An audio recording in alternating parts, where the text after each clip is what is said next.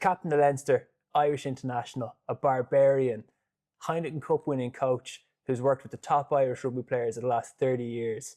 And I can't believe this next part's real. He's a Chief Rugby Officer at Greystones RFC. Kurt McQuilkin, how are you? Pretty good. Yeah, I'm very happy to be here. There was some introductions. Thanks very much for that, Jeremy. Okay, so there's lots of questions here, Kurt. Really looking forward to talking to you about them. But first, tell us a little bit about the Chief Rugby Officer role. What is it and what attracted you to it? I think, it is to start off with. Initially, I'll be looking through the mini sections and the youth sections, having a look at their structures and having a look at the positive side of things, and also if there's areas that we can improve them in some way, shape or form. So it's, I have to say, I've only been here 5 weeks, but I've been very impressed with the mini and youth sections, the way that they've been, the numbers, the coaches, and the quality work they're putting in. And, we're in a generation where a lot of people are time poor. These volunteers are putting in massive work into these areas, and it's quite humbling, but as well as inspiring. When you go out and watch these coaches do their thing on a training night, then watch these girls and boys playing their rugby on a weekend. Yeah, it's certainly been the eye-opener for me. I just have a little bit of trivia here for the viewers, Kurt. You're not the first McQuilkin to be involved in the club, are you? No, my father, Noel, did a couple of seasons here coaching the first team in Greystones after he finished up with Bective. So, yeah, he was also around. He loved his time here. And, he still has very fond memories of the place. And, it's nice to carry on the name, as it were, in the club again. So, yeah, hopefully I'm as successful. Well, he had a reasonably successful time here. And, I'm looking forward to getting down and working hard. Yeah, continuing his legacy. There's a funny story about when he was coach here. I was told by someone who was there at the time that he was trying to implement a rolling maul. So he'd given everybody, a position to be in, and then as the maul would turn, you had a new position to be in, and then as that maul would turn, you had another new position to get into. And I think the Greystones players were taking a little bit longer to pick it up than he would have liked, and it was making him a little bit frustrated. So I don't know, maybe we'd have to ask Mark Evans and his contemporaries exactly what happened in the end.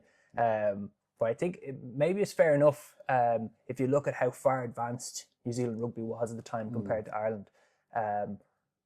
It's equalised somewhat now, but I think one of the things that we are starting to pick up is culture and values. So we've launched our own culture and values here at Greystones. Like, it's literally written on the wall outside. But is there something more that you can speak to about that for us? I think you're right. The values are key to a club, because you got to live by them at the end of the day. You live by your values, literally. And what really impressed me was it wasn't just a group of 4 or 5 individuals, on the committee who decided what the club values were. They had input from the club as a collective, and I think that that brings a large amount of force to those values. Then they're really brought by the collective, and then the collective have to live by those. And to the point where a lot of your decision making are made around those values. So it's pretty powerful stuff.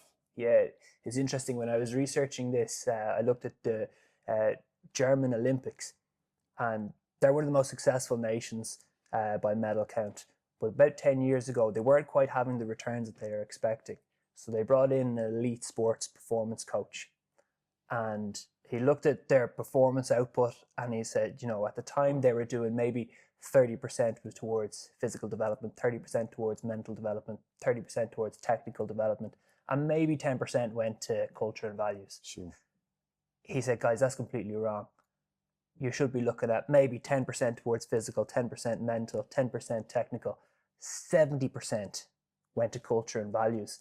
But my question is that I think sometimes Irish people can be a little bit cynical. We tend to roll the eyes maybe when you come across new ideas or a different way of doing things. And in relation to our cultures and values, is there a challenge there in terms of getting people on board with it?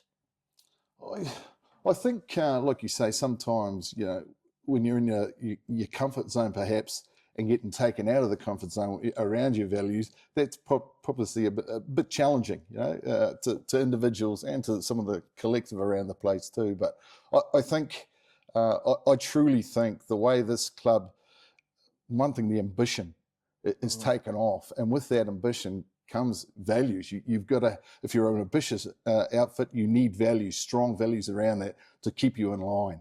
So I think once everyone gets the idea of what we're about and where we hope to get to, those values are going to play a big role. And I think then people start to say, well, we need those, because we need to question each other around those values, and we need to live them. And I think once people, like I say, get on board, I don't think there'll be a problem. I really don't. Irish are very much like New Zealanders in the way that they're made up, and that'll be the same attitude down there. People, there's always the naysayers at the start, but once they see the success that brings, whatever outfit they're with, a rugby club, a football club, a Gaelic club, then they start buying in, when they see it happening in front of them. Very good. In the jewellery trade, we refer to a statement piece. And I think in terms of our ambition, your signing with the club is the biggest statement piece Greystones could make. I don't think there's ever been a bigger leap forward that the club's made. But in your perspective, where's the club going? What does the future look like? I know it's a cliche, but this is a sleeping giant. Yeah. And when you look at the catchment area around here, I guess if you round it up, there's around 100,000 people within the catchment area. No other club in Leinster would have that at the moment, particularly not the inner city clubs. And I think with that catchment area, the community that are coming into this area are going to add to this club both on and off the field. And it's getting that community hub, getting people to see the club as a community hub, somewhere they can go on a Saturday or whenever and just come along and be a part of it, So I think it's exciting times, very exciting times. It is a sleeping giant, but you're possibly going to make sure that you have good foundations below that, i.e. your minis, your youths, and make sure the structures are in place. I'll give an example, is like putting together, I'm currently putting together a threefold coaching resource for our minis and youths, whereby they have a general document which mentions the values, all of our important values, player pathways, coaching pathways, gives them an idea of what we're about. The second fold is we're looking at the principles of play and the key factors within those principles of play, so that everyone then, as a coach, can use it as a reference document. So when you're doing run, catch, pass, you're hitting those three key factors every time. Now, not every coach is expected to have the same drills, but what they'll be expected to have are those three common themes going through it, the key factors. And just to allay any fears to any of the coaches in the minis or youths, don't panic, because you're already doing this already. We're just trying to formalise it.